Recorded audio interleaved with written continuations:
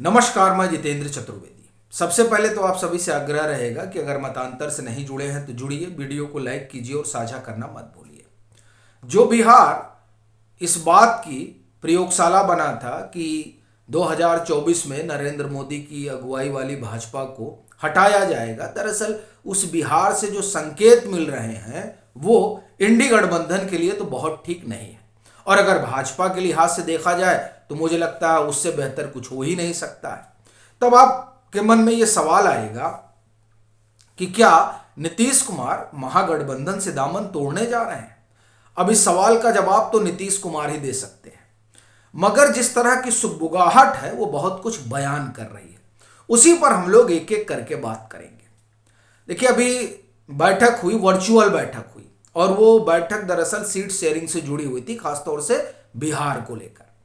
अब उसमें जदयू नहीं जाती है, राजद आती है, कांग्रेस, जाहिर सी बात है वर्चुअल मीटिंग में सब बैठते हैं, लेकिन जदयू अपना कोई प्रतिनिधि नहीं भेजता है। अब ये बड़ी बड़ी बात है, क्योंकि सीट शेयरिंग का ही वो पेच है जो फंसा हुआ है। और उसके साथ अगर जदयू की तरफ से देखा जाए तो एक पेच इसका भी है कि ये जो गठबंधन, इसका चेहरा कौन होगा। संयोजक वाली बात तो आई गई हो गई, क्योंकि अब जदयू ही कह रही कि संयोजक तो झुंझुना है। असल मसला यह है कि चेहरा कौन होगा, किसके चेहरे पर आगे बढ़ा जाएगा। तो इससे एक चीज तो साफ दिखाई दे रही है कि किस तरह की रसाकसी है। दूसरी बात, उद्धव ठाकरे की जो पीछे नीतीश कुमार से बात हुई थी, उस बात में एक चीज एकदम स्पष्ट थी, वो ये कि नीतीश कुमार हो चाहे उद्धव ठाकरे, ये लोग इस बात को लेकर नाराज हैं कि कांग्रेस तय नहीं कर पा रही कि करना क्या है। अच्छा, ये बड़ी समस्या है। और अगर आप देखें बिहार में जो कुछ चल रहा है तो उसमें बताया जाता है कि इस चीज को लेकर नीतीश कुमार भी नाराज है। और ये मानना है इस जो महागठबंधन है उसके घटक दलों का कि जून 2023 से जो सिलसिला शुरू हुआ था अभी तक वहीं पर है। सीट शेयरिंग फाइनल नहीं हो पाई, चेहरा कौन रहेगा फाइनल नहीं हो पाया, इनका अपना कॉमन मिनिमम प्रोग्राम क्या होगा वो फाइनल नहीं हो पाया।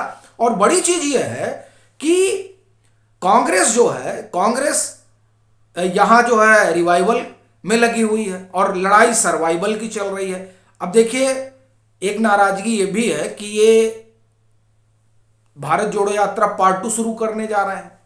इस बाबत कोई विमर्श नहीं किया गया गठबंधन में, और अब इसकी जरूरत है या इस बात की जरूरत है कि कैसे नरेंद्र मोदी की अगुवाई वाली भाजपा से दो दो हाथ किया जाए।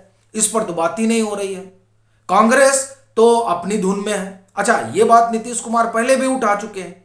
आपको ध्यान होगा कि जब ये लोग आए, महागठबंधन बना और उसके बाद में ये हुआ कि मिलजुल कर चुनाव लड़ेंगे, तो उसमें जिस तरह की देरी हो रही थी कि क्या कुछ होगा, किस तरह से चीजें आगे बढ़ेंगी, उसको लेकर नीतीश कुमार ने बकायदे सवाल भी खड़ा किया था।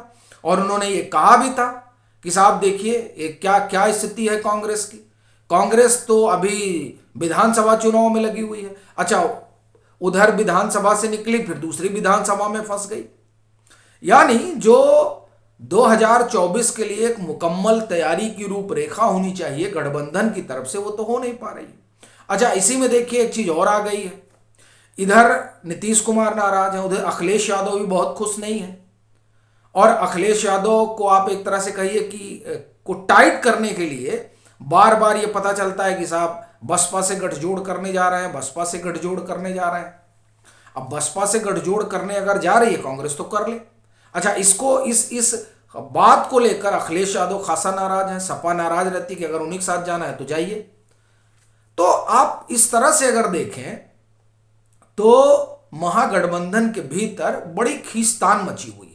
और खास तौर से अगर हम जदयू और नीतीश कुमार की बात करें तो आप देखिए, अब तो वहां कहा ही जा रहा है कि राजनीति संभावनाओं का खेल है।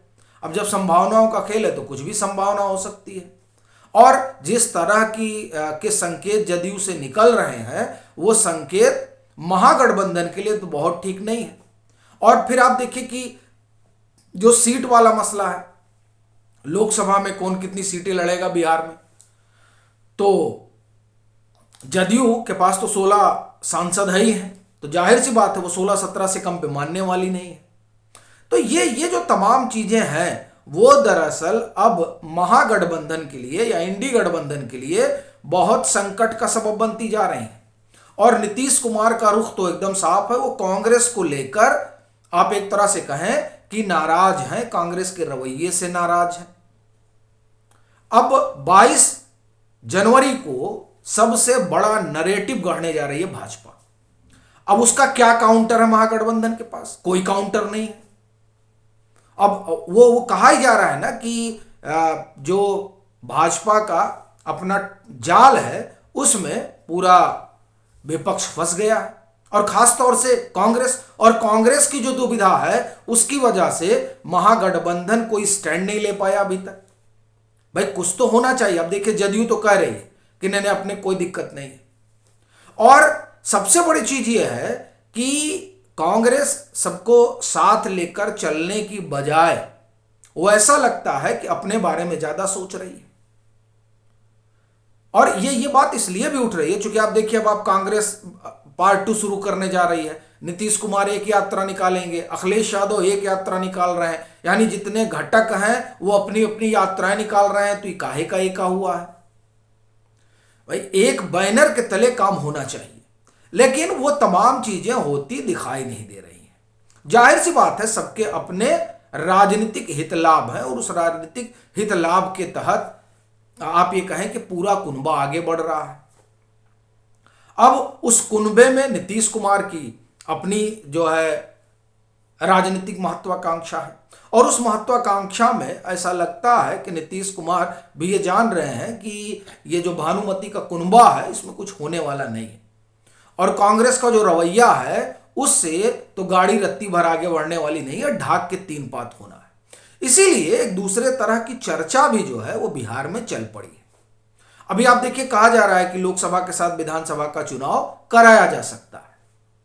अब लोकसभा के साथ विधानसभा का चुनाव कराया जा सकता है तो इसमें किसको नफा होगा, किसको नुकसान होगा, इसको लेकर भी माथापच्ची चल रही है।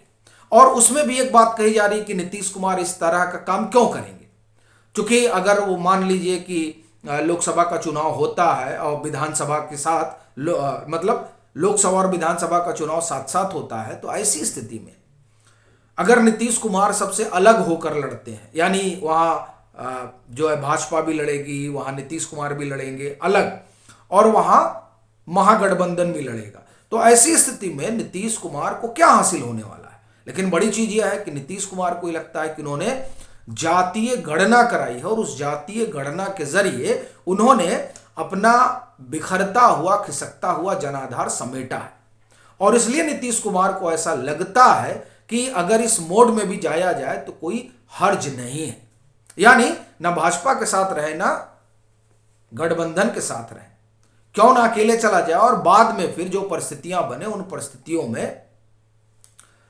आगे बढ़ा जाए।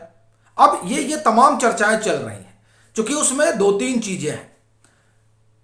भाजपा की तरफ से कहा जा रहा है कि नहीं साहब, जो खबरें हैं, जिस तरह की चर्चाएं हैं, मैं ये कहूं सियासी गलियारों में जो चर्चा चल रही है, अब सुशील मोदी ने जिस तरह से जन्मदिन अपना मनाया, उसके बाद में कहा जा रहा है कि वो ज्यादा खुश हैं, और उसकी वजह यह है कि नीतीश कुमार चाहते हैं कि अगर हम उधर आए तो सुशील मोदी को बनाया जाए। सम्राट चौधरी ने भी खूब धूमधाम से चीजें की, तो कहा जा रहा है कि नहीं, उनकी संभावना ज्यादा है। इस तरह की एक बात चल रही है। दूसरी बात ये चल रही थी कि हो सकता है जदयू में कुछ इधर उधर हो और लालू प्रसाद यादव तेजस्वी यादव को बना दे, और अगर अभी कुछ ना हो तो चलिए लोकसभा तक का इंतजार करेंगे और लोकसभा के बाद खेल करेंगे।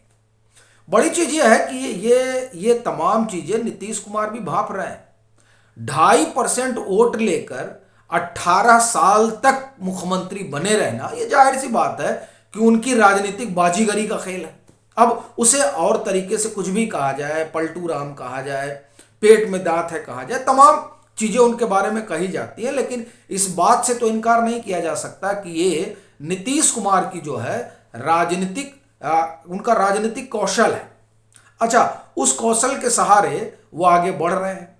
अब ऐसी स्थिति में जब उनको लग रहा है कि अगर हम किसी भी कॉम्बिनेशन में जाते हैं तो लोकसभा चुनाव के बाद हमारी स्थिति बद से बदतर हो जाएगी, तो वो किसी कॉम्बिनेशन में जाने की बजाय विधानसभा भंग करने की अनुशंसा कर दें और विधानसभा और लोकसभा के चुनाव साथ साथ हो जाए। ऐसी स्थिति में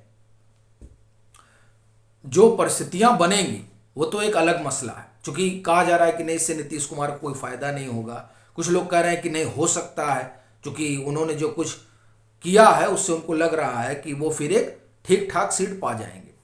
अब जो भी स्थिति परिस्थिति बने, लेकिन इतना तय माना जा रहा है कि नीतीश कुमार नाराज है महागठबंधन से। अब अगर नीतीश कुमार महागठबंधन से नाराज है तो आप समझ सकते हैं कि जिस बिहार झारखंड की 54 सीटों को लेकर कहा जा रहा था कि भाजपा को खिसका दिया जाएगा, ऐसा लगता है कि वो मुमकिन नहीं है। और इसीलिए आप देखें कि भाजपा के खेमे में अब उस तरह की अकुलाहट नहीं है, क्योंकि अगर नीतीश कुमार सबसे अलग होकर चुनाव लड़ते हैं तो आप ये मानकर चलिए कि फिर 2014 दोहराया जाएगा। यानी अगर हम ज़्यादा इधर उधर ना जाएं तो कम से कम जितनी सीटें भाजपा को मिली थी उतनी मिल जाएंगी। लेकिन अब ये देखने वाली बात रहेगी कि किस करवट बिहार का सियासी ऊट बैठता है और इस जो इंडी गठबंधन है उसका अपना राजनीतिक भविष्य क्या होता है। पर एक बात तय मानी जा रही है कि नीतीश कुमार मकर संक्रांति के बाद कुछ बड़ा करने जा रहे हैं। वो क्या है, किस तरीके से वो सियासत को प्रभावित करेगा, ये देखने वाली बात रहेगी। आपकी क्या राय है, जरूर साझा करिएगा। मतांतर से नहीं जुड़े हैं तो जुड़िए, वीडियो को लाइक कीजिए और खूब शेयर कीजिए।